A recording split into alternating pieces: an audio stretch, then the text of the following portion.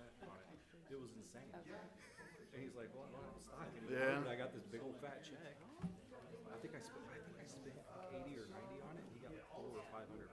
Is that when they sold the InBev, or was that? Thank you. I don't know. It was, I don't remember when they sold it. it was 2000, it was like 2007 or something. Back in the day. But yeah, they keep going. How much? So I was like, oh, we'll invest. This will show you guys how stuff makes money, and it's not making anything. My daughter wants me to buy her a Bitcoin. Yeah. I said, do you know what a Bitcoin costs? I'll buy you. Like, I'll buy you part of one. I need to have like 6 more houses where I can Buy, afford a buy Bitcoin. some Dogecoin.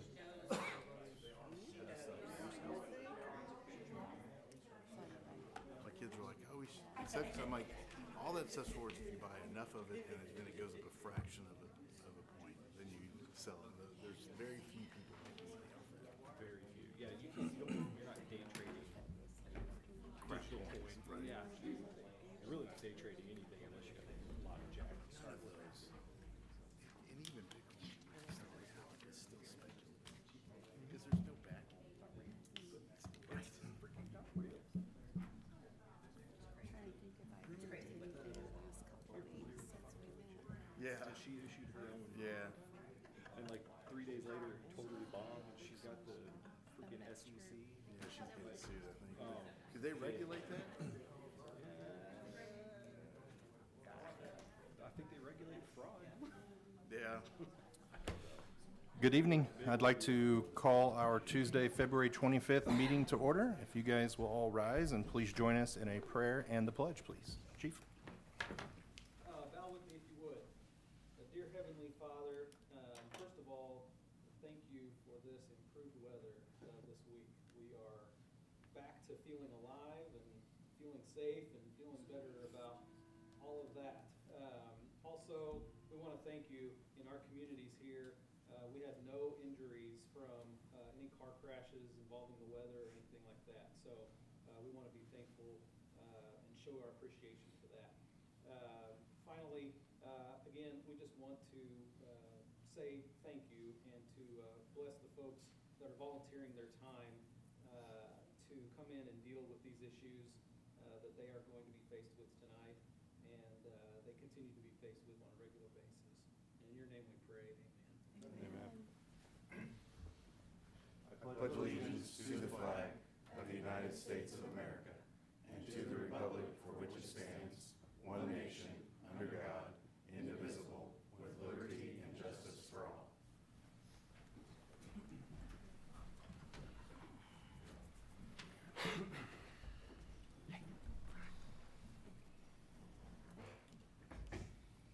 Roll call, please. Mayor Lewis. Here.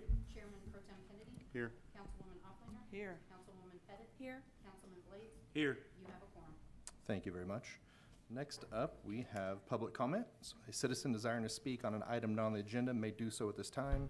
Each citizen is limited to 3 minutes, and the council will not take action or discuss items at this time. Discussion should be limited to matters of city business, and public comment is not permitted in regards to personnel matters or pending legal matters. Items introduced under public comment may become an agenda item at a later date. Kay Pilkington. Good evening.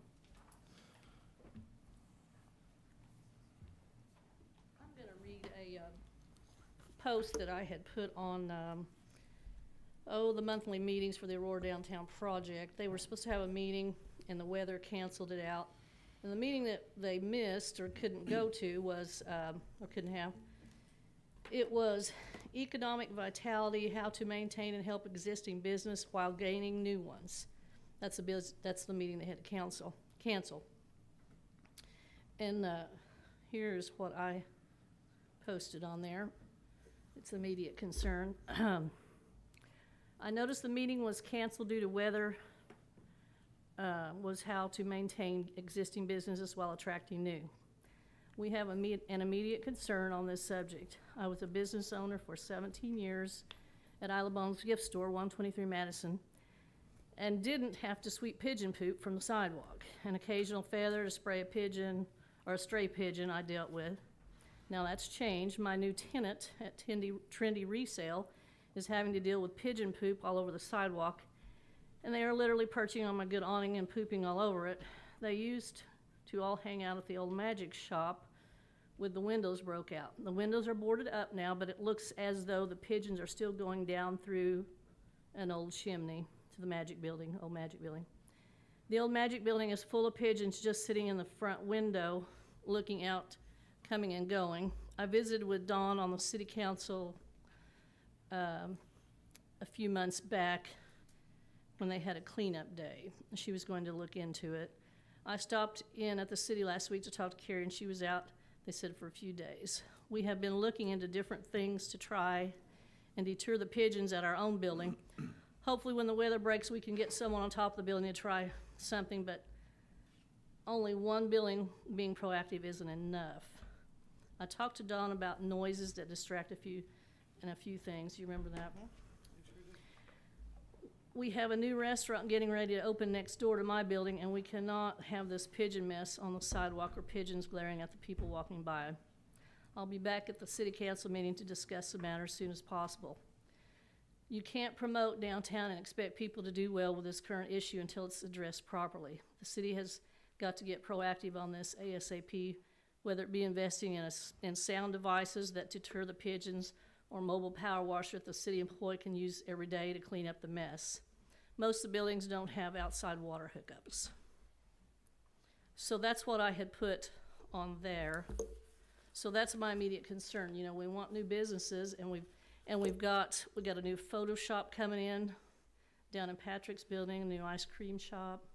And I took pictures too. The old bootleggers building is literally, the sidewalk is literally covered the whole north side of it and up the street too. And you know, people pull in there to that church every Sunday, and I can't imagine them, you know, they're having to walk through it and deal with it too. So Okay, and I don't want to cut you off, but I'll 3 just... minutes. No. Completely agree with you. We've actually been talking about this very subject for several months, looking at attacking it from a number of angles, not just pigeons. Looking at what? Looking at attacking that from a number of angles, not just pigeons, because it's more of they have a habitat, right? So we're looking at, I've been working with Carrie, and we're looking at different ways to inspect and be able to get access to some of these buildings that are abandoned that I think are causing a lot of that pigeon problem. So we're totally agree with you. We've actually been kind of kicking back some policy and code or whatever you want to call it to bring to council to vote on. Because I'm so- sure too that, you know, this pigeon poop is a health hazard, you know, I mean, and they're covering, but what can we do like immediately, like to get these power washed? I mean, does the city have a power washer to wash off the sidewalks? We can talk about that. We can You look know, at doing something, yeah. And then we also have lamp posts that probably have electricity. You know, we talked about sound devices or something. Is there any kind of a sound device? We even talked about music, if you remember that. Yeah, back in the day, I used to house sit for somebody, and he had the birds he didn't want. He had that certain bird, like a hawk, and it would just go off randomly, and those birds never came back. So we've talked about a lot of. But I mean, we've got all kinds of lamp posts down there. You know, there might be, because I looked up, there was like a solar powered device, but you'd have to reset it every day. And on my building, I mean, it's, with the awning, I can't really do that. Yeah, I So, understand. And I agree with you. I think pigeons are a problem. I think the issue with them, just my personal opinion, I don't want to speak for everybody here, is there's an environment there for them. So, you know, there's a mill across the street as well. I think there's habitat and a source of food for them. So I think if we can eliminate the habitat, by Well- also cleaning up some of the downtown, like we don't want broken windows, right? That's another concern. So I think these are twofold. They go together. Personal opinion, but. well, like I say, we've got these light poles, if there's something to plug in there, or if there's something to put on a building for noise. But I mean, like, we literally need somebody down there power washing the sidewalks. I mean, it's bad. I mean, I've got somebody coming to power wash my awning, but, you know, I may have to have it done 2 or 3 or 4 times until we figure out, you know, what's going on. I mean, we're, you know, doing all we can on mine, but they are still going in the chimney of the old magic shop building, and the windows, when you look in, is just full. Okay. I mean, do we know, Kathy, I think you looked up who still owned the Magic Shop building? And it's still listed under, Lloyd and Wilma. it's still listed under them. It's not them. And I know that it supposedly sold a year or two ago. It actually sold within the last 2 months. Oh, So, Yeah, I promise. yeah. We're- But I we mean, don't if we disagree with you could here. get somebody just like paint the window, so when they're walking by, they don't, I mean, it is like literally a birdhouse. They're just sitting in there. So I would invite all of you to walk by and see them if you haven't. Not that you want to, but, Yeah. but yeah, if we could just get, I mean, I see some, you know, this kid that's excited to come down and open a restaurant. And I'm up here talking, you know, so they don't have to yet. He's just renting the building. I'm renting my building at Trinity Resale, and I never had to sweep pigeon poop. I mean, it's just, it's crazy. They've just, you know, moved or whatever. But anyway, if we could just get somebody on power washing, I put on a plea on Facebook, you know, who's a power washer, and there's tons of people. So, I mean, maybe the city could, if they don't have one, just get somebody to keep Thank it you, clean Kay. once or twice a week. Thank you. Okay? Thank you. All right. Having another public comment, we'll move into council forum. Mr. Kennedy. We unfortunately were not able to satisfy a quorum for the park board meeting, so it was pushed until next month, so I have no meetings. to Okay. report. Bright Futures Board meeting was also canceled last Okay. week, so. All right, yeah.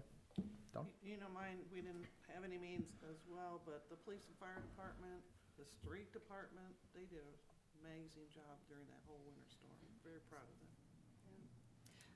I didn't have any meetings on my schedule to attend, but looks like we have a few people here that might have a good resume to apply for some vacancies we have on some city boards. So you might look at our website and check that out. There are some that do not require living in the city limits. So please check that out and, you know, let your voice be heard and help fight the cause. Excuse me. Thank you. Nothing for me as well. Pretty quiet couple weeks. I did want to mention or ask Carrie, at one point, Jessica had mentioned providing council I don't know, like a cash position report or whatever, you know, talking about some type of spreadsheet she was working on. And she was gonna kind of maybe clean it up and then start doing that. I'd like to start doing that. You know where she is on that, but. She's been working on that, and she and I actually discussed that here recently. She's in audit preparation, she's been a little bit overloaded, so it is still on our list to start getting that to you, along with our RME reports monthly. So we'll definitely work on that, I'll discuss it with her again. Awesome, thank you. Having nothing else, we'll move into the consent agenda, which will be our regular session minutes from February 11th, along with our February appropriations. Make a motion, we approve the consent agenda for regular session minutes on February 11th and February 2025 appropriations. Second? Motion and a second, please vote. Motion passed. Thank you. Moving on to old business. 7.1, second reading of ordinance 2025-3343, replat for Heman Homes LLC. I make a motion to accept the second reading of ordinance 2025-3343. Second? Motion and a second, please vote. Motion passed. Thank you. Moving on to new business. First one up is the Public Schools Week proclamation. So I believe we have someone here that will accept this once I read it. So, whereas the City of Aurora R8 School District and the Aurora community are united in efforts to provide all children with the highest quality educational opportunities and recognize what is best for our kids. And whereas Public Schools Week 2025 is scheduled for February 24th through the 28th, 2025, providing an opportunity to spotlight the dedication and hard work of our nation's public schools, educators, and staff. And whereas public schools embody the ideals of our nation, offering every child a high-quality education and celebrating the individual needs, talents, and personalities of every student. And whereas public schools play a crucial role in our society, providing a level playing field for all students, regardless of socioeconomic status, background, or ability. And whereas Public Schools Week brings together school leaders, educators, school board members, and parents to create safe, equitable, and engaging schools for our students' future. Now therefore, I, Jason Lewis, Mayor, City of Aurora, Missouri, hereby proclaim February 24th through 28th, 2025 as Public Schools Week.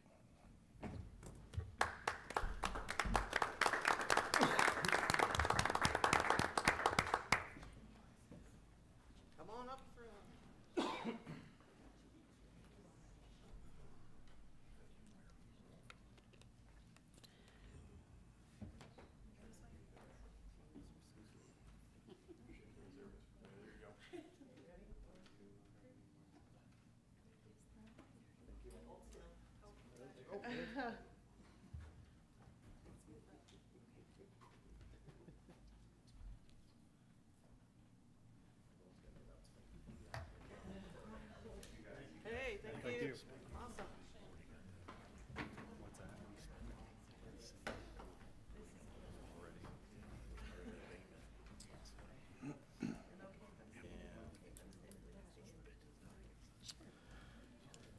Moving on to 8.2, resolution number 2025-2021, Board of Zoning Adjustments appointment, Deb Dillman. I'll make the motion to approve Resolution 2025-2021, Board of Zoning Adjustments Appointment for Deb Dillman. Second. Motion and a second, please vote. Motion passed. Thank you. 8.3, resolution number 2025-2024, Aurora Personnel Policy Revisions. Good evening, council. Hello. Just to give you a quick rundown, as you see, you've got several attachments listed as exhibits there to this personnel policy update. So this was not a full review of the personnel policy at this time. This was simply some things that are very time sensitive. So in your Exhibit A, that is simply the facility working hours for the recreation center. Exhibit B is the dress code for rec center staff, and Exhibit C is just the supervisory positioning over the recreation center director. So those things all related to the rec center just simply weren't in our personnel policy since it's a new department, so we needed to get those things taken care of prior to the opening of the facility. And you'll see that on each of these exhibits, the highlighted areas are what the proposed change is. So nothing else is being changed within those sections other than what you see highlighted in the agenda. Exhibit D is the travel policy. That's simply the federal per diem rates and other rates that come down from federal. Those hadn't been updated for the year, so we wanted to make sure that was done before we start our travel for 2025. And then Exhibit E is boot reimbursement as well as holster reimbursement. So the only thing that's a little bit of an addition there, we've done the boot reimbursement policy for quite some time, but we did not have a couple of departments included in that. Those being community development for the building inspector and building official and animal control. So we're just adding those so that they get that same. We have been reimbursing a couple of those, but it just wasn't written in the policy. So we wanted to clarify that. Also, John had implemented a holster and flashlight reimbursement policy for the police department, and that just hadn't been put in writing in the policy yet either. So that's the only addition there. So those are the only changes at this time, and it was not a complete review of the policy. Okay. I have a question. The employment hours for the rec center, what time does the rec center open? So- Because I think it said 8 in there. Yeah, so it's gonna be based on the different days. Sorry, I don't have that page in front of me.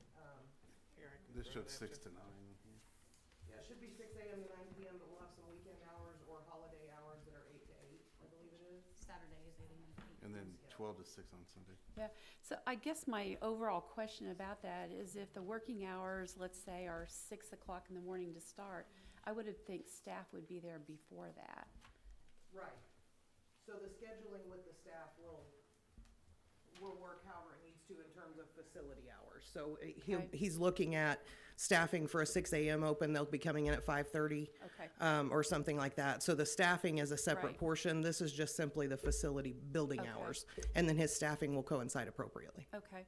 And then also too, on the, I think it was the streets and water department, all that, it said Monday through Thursday. So is that gonna be a permanent thing? Because I think it would, we did that only like during the summertime, Yeah, it had been seasonally. right? And then that was actually something that they had discussed with John prior to the transition here, and they had decided to make that permanent. So They've been doing that. they have been doing that, yeah. They Okay. have not changed back from those Yeah. seasonal hours. 'Cause And that they, didn't come back to us. It did. right.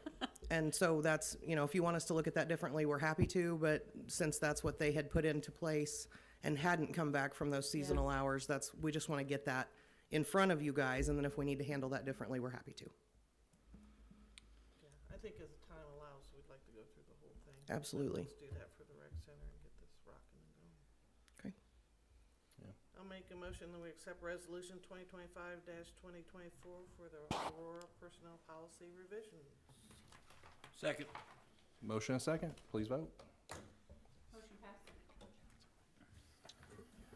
Maybe that's a topic we add, kind of out of turn here, going back to council forum, but, I wanted to get that meeting scheduled, you know, what we want to call it, retreat was probably the wrong word, summit or whatever, you know, and maybe that's a topic, but I would like to, I'd like to maybe get something started on a calendar to look at dates, start kicking dates around, you know, to have that, Kami, if you want to maybe start looking at stuff that works. Moving on to 8.4, first reading of ordinance 2025-3344, adopting statutory updates. Is these just the annual to come back in line with the normal? Okay. Yeah, that's correct. That's what's sent to us from General Code, just for the statutory updates to stay in line with that. And we send it to the city attorney every year for review, and he has done that. So it comes before you tonight after his review. Perfect. Make a motion that we accept the first reading of ordinance 2025-3344. Second. Motion and a second, please vote. Motion passed. Thank you. 8.5, second reading of ordinance 2025-3344, adopting statutory updates. I'll make a motion to approve the second reading of ordinance 2025-3344, adopting statutory updates. Second. Motion and a second, please vote. Motion passed. So audience, those are largely just symbolic and follow a procedural, so we try not to do multiple readings in one night of the same thing, but this is just kind of a procedural process, so that's why we did them both tonight. Moving on to 8.6, special event application, Aurora Band Car Show. Council, this comes tonight by formal application from the Aurora High School Band, and you'll see that Justin Richmond is listed here. So this application came in, and I reached out to Justin just because we hadn't had any conversation about that specifically. So there's no request here from city staff. They're not really needing any services from us, but simply because it's on city-owned property, I wanted to make sure we handled this in the typical process for a special event.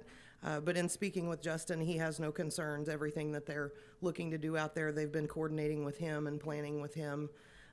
So the only request he has with my conversation with him is just some additional mowing for some overflow parking and some things like that for the day of the event. So we're going to make sure that our staff gets that taken care of for him prior to the event. So no concerns in terms of that. Justin is aware, and staff recommendation is approval. I believe the band director I heard through the grapevine that has done this at previous schools, and it was a kind of a good fundraiser. Yeah, and there'd been a little bit of miscommunication or misunderstanding as this came through the links, and at first was that we've been doing this. And I said, hold on, I didn't know that. So I called Justin and said, have we been doing this? And he says, well, like in 1993, and we hope it goes good again. And then we figured out that it was, in fact, that they've done this in some other surrounding communities. So that was part of my just confirming that with Justin, that we were fully aware of, you know, the volume of that and how that was being handled. So Justin is very positive about it, and he hopes it goes well and that it becomes an annual event. Good. So. Great. I'll make a motion that we accept the special event application for the Aurora Band Car Show. Second. Motion and a second, please vote. Motion passed. Everybody's going to have a car show in town before the year's over. Next up, staff reports. Council, I do have just a few things that I wanted to highlight this evening. As I've been doing, the economic community development report is going to be a little bit short because I'm kind of combining the two. But you'll see I've got some updates there in terms of the recreation center on that econ development report. We continue to work through the punch list on those things that needed to happen from there. Security camera installation is complete. Audiovisual installation is complete. The exercise equipment is all installed. There's just a couple of final pieces arriving this week. But that installation all went great, and everything is there and pretty well functional. And then they're starting to work on some site cleanup. I did want to just touch base on the demolition of the barn that was delayed due to weather. So we're working on that as soon as it gets dry enough that we can get in there with equipment, and we'll get that handled. Other things I wanted to highlight a little bit. The fire department they responded to and completed a vertical rescue at an industrial business in town last week. And that's some staff training that isn't always typical. And we had staff that has been trained in an ample way to respond to that and handle that, and our equipment was prepared to do that. They did have some mutual aid response that came in from Monette for that. But I just want to say how great I think that is that our staff is trained to do those kind of rescues that not every small community might be able to do. So I just want to say great job to Greg and his other leadership over there for making sure that we're prepared for those kind of events. With it being 10 stories high, how did they do that? Chief Hurd? We brought it down the elevator. Okay, I was wondering about that. Well, we had to be prepared because the Stokes basket, we couldn't get to fit in the elevators, so we had to rig it so it would go in there. Okay. And then the elevator stopped halfway down. If you've never been in the, know what the elevator is like, it's Phone not booth. very big. You're lucky to get 4 people in there. Wow. And it's just a wire cage that goes up and down. Wow. Okay. Street department, parks department, police and fire departments, cemetery department, all were part of this winter storm. And so you'd already mentioned that, but I just wanted to say how great of a job I think they did on that snow removal and responding to that winter storm from all departments. And again, like I've said several times, the teamwork where they come together and make sure they get that taken care of as quickly as possible continues to impress me. So I just wanted to give a shout out to them. We did have some appreciative citizens that wanted to provide a thank you breakfast to our street department this morning. So they gathered up here and had a little breakfast and took a little breather for about an hour just to say thank you to them for what they've done. And we want to thank our citizens for recognizing that, of course. Our cemetery sexton has mentioned to me, and he would not want me to share this in the way that I'm going to. He's had 3 other neighboring communities with cemeteries reach out to him, just asking some questions and how do you do things like this and how do you handle things like that. And I just think that's great. I think it's a really positive thing that we have neighboring communities seeing how well our management team is handling things and asking for some advice and some input. So I just want to highlight Brad a little bit for how good of a job he's doing there and for being willing to sit down with those other communities and share some insight. So appreciate all that he does. In the Parks Department, I apologize, I'm still recovering a little bit. In the Parks Department, specific to the snow removal, I just wanted to highlight one of the budgeted items we had was the blade attachment for one of the mowers to do some cleanup of the walking trail. Yep. Travis was able to get that purchased and had it to take care of the winter storm and had our walking trail clear before the weather got warmer. And so that was, in his terms, a game changer. So just wanted you guys to know that that implement has been a great assistance to them already. The airport, as I mentioned earlier, I've spoken with Justin Richmond again this week, and he indicated that the National Guard had reached out to him. They will be holding an emergency preparedness drill at the airport on June 7th, and this will include some helicopters and several of the National Guard trucks. So if you hear of any activity or any questions about what's going on out there, that will be the National Guard utilizing the airport facility for that training and those drills. Will the city do any kind of Facebook social posting about what's going on? We absolutely can. I think that'd be a good idea Sure, to do that. absolutely. Community development, I had this on the last meeting, but just a reminder that March 6th, we will have the public input meeting with Missouri State University for the downtown visioning plan. That'll be here at City Hall at 6 o'clock. We have started advertising that on Facebook. There is a QR code for a survey on there, so if you can come, if you cannot come, please take the survey. We want any input we can get, and the MSU students are wanting to utilize that every way that they can. Second thing, this will be another set of meetings that are coming up quickly. The Aurora Downtown Project is receiving some services from USDA. This is actually a USDA grant program that Main Street applied for on ADP's behalf, and we are one of the few communities that's receiving that service. So this will be including, they'll have an architect and engineer. They're actually coming from far out of state, and they'll be here with the Main Street people on March 12th and March 13th. It's a 2-day visit where the first day will focus on input sessions. So they're going to be meeting with different stakeholders, taking a tour of the downtown district, and gathering all the information that they can. And then day 2 is where they will actually give us some deliverables based on that input. So this will be related to economic vitality recommendations, best practices and training related to those things. But also, one of the biggest things we're excited about is building and design services. So they are choosing 2 businesses in our downtown area while they're here, and they're going to provide them with a design to rehab their facade of their building. And then we believe that this may open up funding for some facade improvements throughout the downtown for different business owners. Possibly all of them, if it goes the way that we hope. So we're really excited about this. This grant was one that we were hoping would be a positive turn with the Aurora Downtown Project and the Main Street Program. So March 12th and 13th, we may be asking you guys to sit in on some of those input meetings when you're available, and I'll share those times as we nail them down this week. Okay. Where will they be held here? Yes, everything will be held here. Okay. We will, one of them will include a stakeholder lunch, and I've told ADP that we would partner with them to make sure that we have that available for everyone that day. So I'll make sure you're aware of that time as well. Okay. I think that's all of the primary things I wanted to highlight, unless you have any questions for me.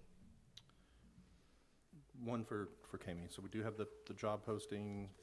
Any We've got about 5 so far? Okay, great.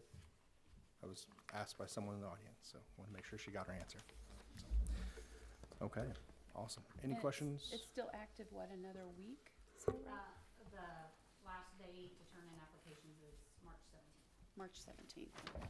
That's wrong. Questions? No? Carrie, thank you very much for that update.